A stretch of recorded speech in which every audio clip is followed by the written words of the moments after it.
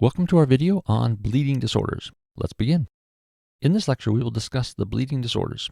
These include Hemophilia A, Hemophilia B, disseminated intravascular coagulation, vitamin K deficiency, coagulopathy of liver disease, and coagulopathy of kidney disease. Before we talk about disorders of coagulation, let's briefly remind ourselves to the normal coagulation system. We have extrinsic pathway, intrinsic pathway, and the final common pathway. Extrinsic pathway includes factor 7 and factor 3, also named the tissue factor. Extrinsic pathway activates the final common pathway. Common pathway includes factor 10A, 5A, 2A, and factor 1, also known as fibrinogen. Thrombin activates fibrinogen to fibrin. Fibrin, in turn, creates the fibrin mash that stabilizes the platelet plug. Intrinsic pathway includes factor 12A, 11A, 9A, and 8A. It's worth noting that prothrombin time can be prolonged by extrinsic or common pathway defect, while partial thromboplastin time, PTT, can be prolonged by intrinsic or common pathway defect. International Standardized Ratio, INR, is another way of depicting prothrombin time. This is why increase in INR is proportional to increase in PT. Now that we have reviewed the normal coagulation, let's start by talking about the bleeding disorders. Hemophilia A is an X-linked recessive disease caused by factor 8 deficiency. Factor 8 is a part of the intrinsic pathway. Therefore, Hemophilia A is an intrinsic pathway disorder. Clinical features of Hemophilia A include easy bruising, prolonged bleeding after trauma or surgery, and the deep tissue bleeding. Deep tissue bleeding involves intramuscular bleeding and hemarthrosis, which is bleeding in the joint space. Let's revisit this diagram briefly. As we mentioned on the previous slide, Hemophilia A is a factor 8 deficiency, affecting the intrinsic pathway. This is an image of a patient with intramuscular and subcutaneous bleeding. Please note the dark discoloration of the skin indicating the deep tissue bleeding. Here you see the arthrocentesis from a patient's knee. You can appreciate the red color of the aspirate, indicating bleeding in the joint space. This manifestation can be seen in patients with Hemophilia A. Let's talk about how we diagnose Hemophilia A. First, affected patients usually have a positive family history of bleeding tendency. Additionally, Hemophilia A will present with isolated increase in PTT because it is a disorder of intrinsic pathway. Platelet count, bleeding time, and prothrombin time will all be normal. One can also check the factor 8 serum concentration to document the factor 8 deficiency. Mild form of Hemophilia A is treated with desmopressin, which is an antidiuretic hormone analog. Desmopressin releases the factor 8 and von Willebrand factor from the endothelial cells, alleviating the symptoms of Hemophilia A. Moderate and severe forms of this disease can be treated by transfusion of factor 8 concentrate. Let's try a question. A 9-year-old boy is brought to the emergency department due to bleeding from his mouth for the last 2 hours. He underwent tonsillectomy 3 days ago with significant blood loss during the surgery. His past medical history includes spontaneous bleeding in his right knee 2 years ago. His maternal uncle has had similar complaints. PTT is elevated. Hemophilia A is confirmed, and the patient is prescribed desmopressin. How does this medication alleviate the symptoms of this patient's condition? This patient presents with prolonged bleeding from his mouth for 3 days after tonsillectomy. The surgery was also complicated by significant blood loss. Considering that he has past medical history of hemarthrosis, elevated PTT, and family history of similar complaints, Hemophilia A is confirmed. He is prescribed desmopressin. Desmopressin, which is the ADH analog, releases factor 8 and von Willebrand factor from the endothelial cells. This reduces the bleeding tendency in patients with Hemophilia A. Let's move on to Hemophilia B. Hemophilia B is another X-linked recessive disease caused by factor 9 deficiency. Factor 9 is part of the intrinsic pathway. Therefore, Hemophilia B, just like Hemophilia A, is an intrinsic pathway disorder. Clinical features of Hemophilia B include easy bruising, prolonged bleeding after trauma or surgery, and the deep tissue bleeding such as intramuscular bleeding or hemarthrosis. Let's revisit this diagram briefly. As we mentioned on the previous slide, Hemophilia B is a factor 9 deficiency, affecting the intrinsic pathway. Let's talk about how we diagnose Hemophilia B. Again, affected patients usually have positive family history of bleeding tendency. Additionally, Hemophilia B will present with an isolated increase in PTT because it is the disorder of intrinsic pathway. All the other platelet and coagulation parameters will all be normal. One can also check the factor IX concentration directly in the blood to document the factor IX deficiency. Hemophilia B is treated by transfusion of factor IX concentrate. Disseminated intravascular coagulation, shortly DIC, is abnormal widespread activation of coagulation system. Systemic activation of coagulation system results in diffuse clot formation. Since the clots are formed by platelets and coagulation factors, diffuse clots lead to depletion of both platelets and coagulation factors. Additionally, the patients with DIC experience hyperfibrinolysis, that is, breakdown of fibrin in the thrombi. Depletion of platelets and coagulation factors, as well as hyperfibrinolysis, lead to bleeding. Please notice that although DIC is characterized by bleeding, it is actually a hypercoagulable disorder. This is because the diffuse intravascular clots decrease the organ perfusion and predispose the patient to multi-organ failure. There are multiple different causes of DIC which can be remembered by the mnemonic "stop making new thrombi." S stands for gram-negative sepsis. Endotoxin of gram-negative bacteria activates tissue factor, which in turn causes diffuse activation of the coagulation system. T stands for trauma, while O stands for obstetric complications like abruptio placentae. The fetal tissue factor transverses placenta in the setting of abruptio placentae and activate maternal coagulation system, leading to DIC. Acute pancreatitis can also result in DIC because pancreatic enzymes released into the blood activate the coagulation system. Malignancy can potentially induce DIC because almost all malignancies create the prothrombic state. Nephrotic syndrome is associated with DIC because patients with nephrotic syndrome lose antithrombin 3 in the urine. Antithrombin 3 normally inactivates factors 2A, 7A, 9A, 10A, 11A, and 12A. Antithrombin 3 deficiency results in overactivation of these factors, leading to DIC. Finally, blood transfusions can activate coagulation system, causing DIC. Before I go any further, I'd like to mention that this image was contributed by Amboss. Thanks to our partnership with Amboss, I can highlight several important features of DIC. This is a patient with DIC. Examples of abnormal bleeding include hemoptysis, hemothorax, and GI bleeding. Patient may also have oozing of blood from the surgical wounds and the IV lines. Hematuria signifies bleeding in the urinary system. Petechia, purpura, and ecchymosis are all due to bleeding in the skin. Patients with DIC may also develop organ failure evidenced by acute respiratory distress syndrome and acute renal failure. Finally, since DIC is a hypercoagulable disorder, it can present with deep venous thrombosis as well. Let's talk about how we diagnose disseminated intravascular coagulation. Since there is consumption of coagulation factors, fibrinogen as well as other coagulation factors will be low.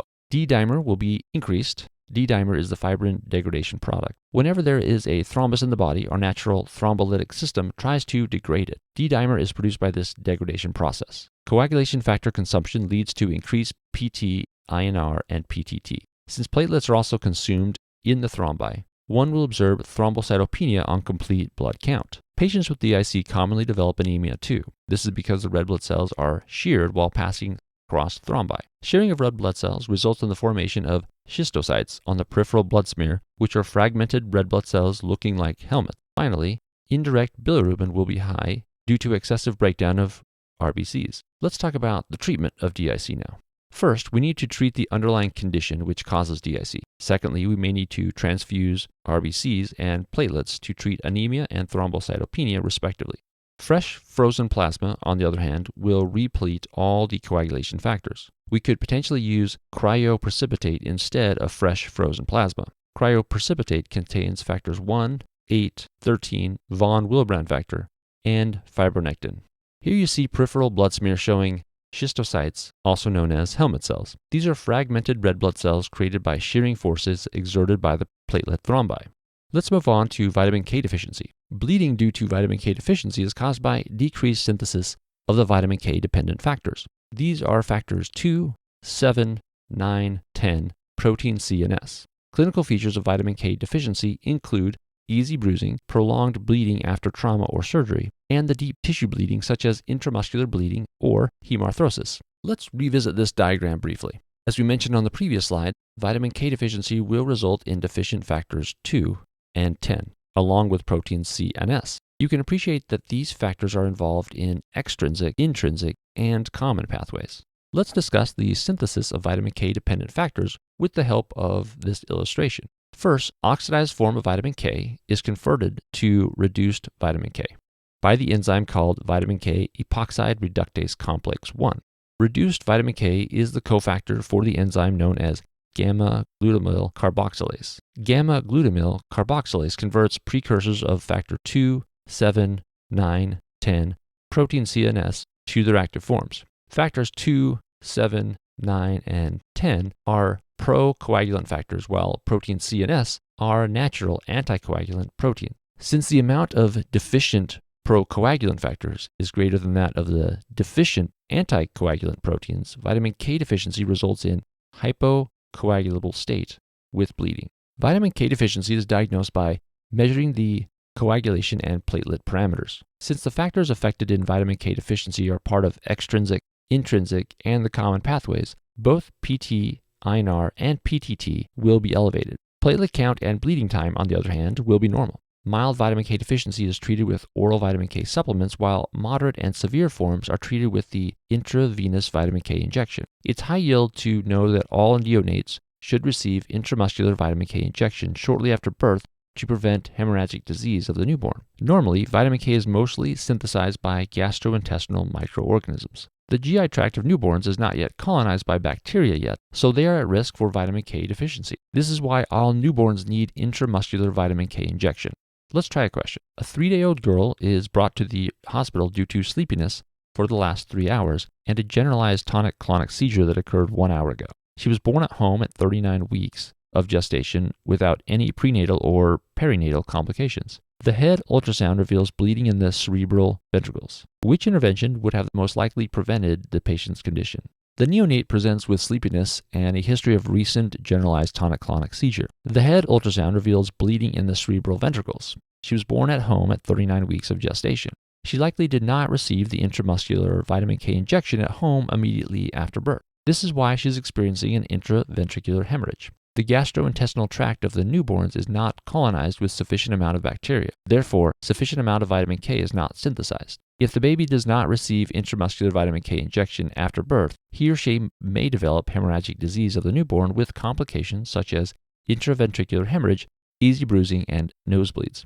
Therefore, the intramuscular vitamin K injection immediately after birth would have prevented bleeding in this patient. Now we will discuss the coagulopathy of liver disease. There are several mechanisms resulting in increased bleeding in liver disease. First, synthesis of coagulation factors, except that of factor VIII and von Willebrand factor, is decreased.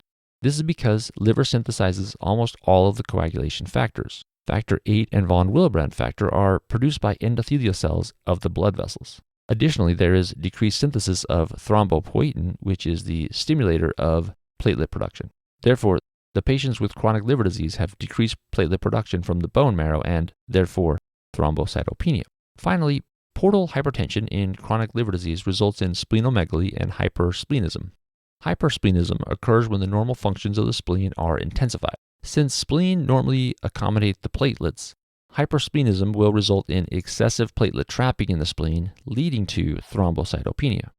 The coagulopathy of liver disease can be caused by multiple different conditions.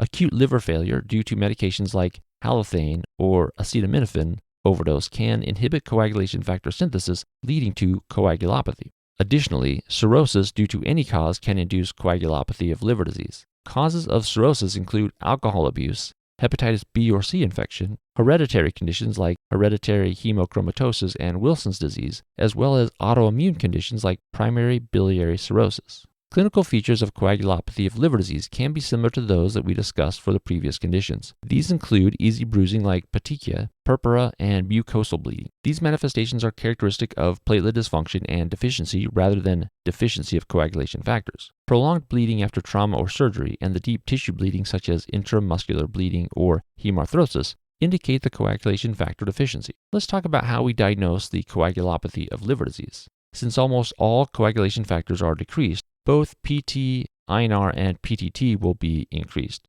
Thrombocytopenia will be evident by decreased platelet count and increased bleeding time. Decreased albumin in the patient with liver disease suggests severe synthetic liver dysfunction. Finally, aspartate aminotransferase, AST, and alanine aminotransferase, ALT, may be elevated as well. Let's talk about how we treat coagulopathy of liver disease. First, we should treat the underlying liver failure. Active bleeding can be treated with fresh frozen plasma, prothrombin complex concentrate, and cryoprecipitate. Fresh frozen plasma contains all the coagulation factors. Prothrombin complex concentrate contains only factors 2, 7, 9, 10, and protein CNS. Cryoprecipitate, on the other hand, contains factors 1, 8, 13, von Willebrand factor, and fibronectin. Finally, romoplostin, which is thrombopoietin analog, or L-trombopag, which is thrombopoietin receptor agonist, can be used to treat thrombocytopenia. Let's move on to coagulopathy of kidney disease. It's caused by an accumulation of uremic toxins. These toxins, in turn, inhibit platelet adhesion and aggregation, predisposing the patient to bleeding. Clinical features of renal coagulopathy include easy bruising, petechia, purpura, and prolonged bleeding after trauma or surgery. Coagulopathy of kidney disease is characterized by normal PT, INR, and PTT because coagulation system is not affected. Platelet count is normal because chronic kidney disease does not cause thrombocytopenia. Rather, it causes qualitative platelet dysfunction resulting in increased bleeding time. Blood urea nitrogen and creatinine will also be increased, indicating renal failure. Treatment of renal coagulopathy includes desmopressin. Desmopressin, which is the vasopressin analog, releases endothelial von Willebrand factor. Von Willebrand factor, in turn, facilitates platelet adhesion. Dialysis is another treatment option for renal coagulopathy because it removes uremic toxins. Here you have the table summarizing all the diseases we have discussed so far. Pause the video and take a moment to consider this table. Now let's read a question. A 35-year-old woman is brought to the emergency department with confusion and somnolence for the past 2 hours. She's had fever, left flank pain, and dysuria for the last 5 days. Her past medical history includes viral upper respiratory infection 3 weeks ago and diarrhea after eating hamburgers 2 weeks ago. Her vital signs include a temperature of 40 degrees Celsius, blood pressure of 75/60, heart rate of 140, and respiratory rate of 19. The physical exam reveals petechia and purpura on the trunk and bleeding from the nose, mouth, and ears. Laboratory findings are significant for a platelet count of 70,000 and hemoglobin of 9. Peripheral smear shows fragmented red blood cells. Prothrombin time is 30 seconds. Partial thromboplastin time is 60 seconds. Which of the following is the most likely diagnosis in this patient? A. Hemolytic uremic syndrome. B. Thrombotic thrombocytopenic purpura. C. Disseminated intravascular coagulation. Or D. Idiopathic thrombocytopenic purpura.